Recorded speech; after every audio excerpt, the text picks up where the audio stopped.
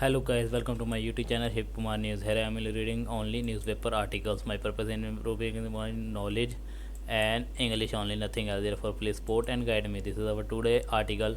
Will the works will usher in transparency? Reporting social welfare. People hold a protest against the Works Amendment Bill in Kolkata on April 4. What are the changes sought in Waqf Amendment Bill? Why are critics and opposition party arguing that the amendment encroach upon the religious autonomy of the Muslim community? Will non-Muslim be part of Waqf board? What is the Waqf by Asher doctrine? Arathrik Bahumik. The story so far. Parliament passed the contentious Waqf Amendment Bill 2025 on April 4. After a nearly 14-hour debate in the Rajya Sabha, the bill was cleared with 128 votes in favor and 95 against and has received the president's assent as well. The margins was significantly narrower than in the Lok Sabha, which passed it with a 56 vote lead. Originally introduced last year, the bill was referred to a joint parliamentary committee (JPC) chaired by Bharatiya Janata Party (BJP) MP Jagdambika Pal for scrutiny. The report was laid before both houses on February 13, 2025. What does the bill aim to do? In Islam law, waqf refer to property dedicated in the name of God for religious or charitable purpose. Proceeds from such property are typically used to maintain mosque, fund educational institutions, or support the poor. Once designated as waqf property became inalienable, it cannot be sold, inherited, or gifted. The Waqf Act 1995 Act and its 2013 amendment under the United Progressive Alliance government created the legal framework for managing Waqf property and established state Waqf board. The bill seeks to amend the 1995 Act, now renamed the Unified Waqf Management Empowerment, Efficiency and Development Act. It proposes sweeping reform that significantly expand the government role in regulating such property receipts and adjudicating disputes related to them. While the government justifies these amendments are necessary for transparency, critics and opposition parties arguing that they encroach upon the religious autonomy of the Muslim community. Who is eligible to make waqf dedication? Under the original law, any person regardless of religion could dedicate property as waqf. However, the new amendment restricts this right to only those who have practiced Islam for at least 5 years. The bill now requires individuals to show or demonstrate adherence to Islam for this duration to establish a waqf. Dr. Faizan Mustafa, Vice Chancellor of Chanakya National Law University, Patna, has criticized this requirement as constitutionally suspect. Once a person embraces Islam, they are entitled to as associated rights, including the right to religious dedication. This provision also violates the right to equality under Article 14 of the Constitution, as it discriminates against recent converts by selectively barring them from endowing property for religious purpose. He told the Hindu. What about Waqf by Asher property? Last year, the government proposed a complete repeal of the doctrine of Waqf by Azhar, a principle rooted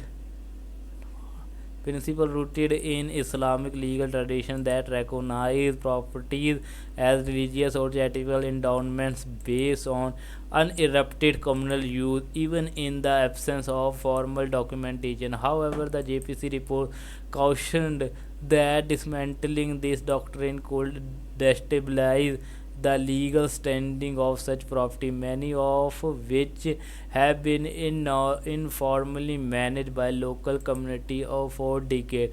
Accordingly, the new bill now clarifies that all existing works by Asher properties properties registered on or before the law enactment will retain their status unless they are disputed as government land. Will government oversight intensify? The 2024 bill relocated the responsibility by surviving Waqf property from dedicated survey commissioners to district collector. It also repeals Section 40 of the 1995 Act, which had empowered the Waqf board to initiate suo motu inquiry to determine whether a property qualified as Waqf even without official documentation. However, the JPC recommended that such surveys be conducted by senior state official. According to revised bill, now mandate that an officer above the rank of collector survey property where government ownership is disputed. The claim that were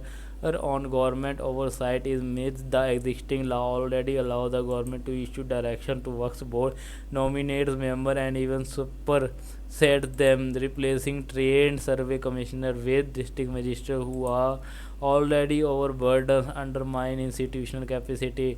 Dr. Mustafa pointed out.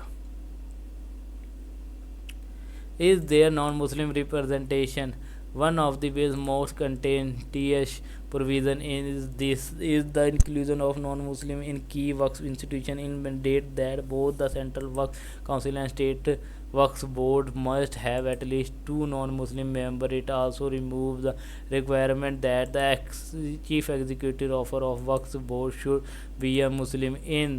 In line with the JPC recommendation, the bill stipulated that the state government representations on the Waqf board must be joint secretary level officer, specially overseeing Waqf affair. Opposition party argue that this changes inference upon the community constitutional granted right to manage its religious affair. However, welcoming the reform, Dr. Mustafa said the diversity of the nation must be reflected in all its institutions, including Waqf board, which are statutory body. In the inclusion of women, non-Muslim and member of backward class OBC is a positive step. The real question is whether similar reform will be introduced in temple board as well. What about financial accountability? To enhance financial oversight, the bill introduces a centralized registration system for Waqf property. Mutawalis, custodian of Waqf, will be required to upload property detail within 6 months of law enactment, and all future registration must be routed exclusively through this portal to the respective Waqf board. The bill also seeks to repeal Section 107 of the 1995 Act, which has exempted Waqf property from the applicability of the Limitation Act 1963. The provision allowed Waqf board to recover encroached land without being constrained by the Act's standard limitation period of 12 years. However, critics argue that its removal would permit encroachers to claim ownership through adverse possession, legitimizing illegal occupation of Waqf land.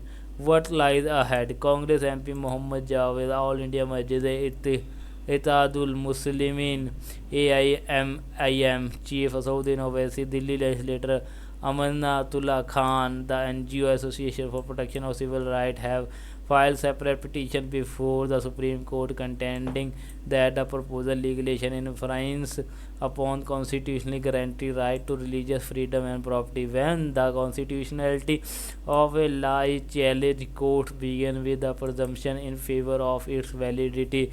Therefore, the burden lies heavily on the petitioner to demonstrate the law to violate fundamental rights, said Dr. Mustafa. Once a person embraces Islam, they are entitled to all associated rights, including the right to religious dedication. So guys, this is today's video. Please like, comment, share, and don't forget to subscribe my YouTube channel for more update and more video. Press the link for notification. Thank for watching. We meet in tomorrow next video. Jai Hind.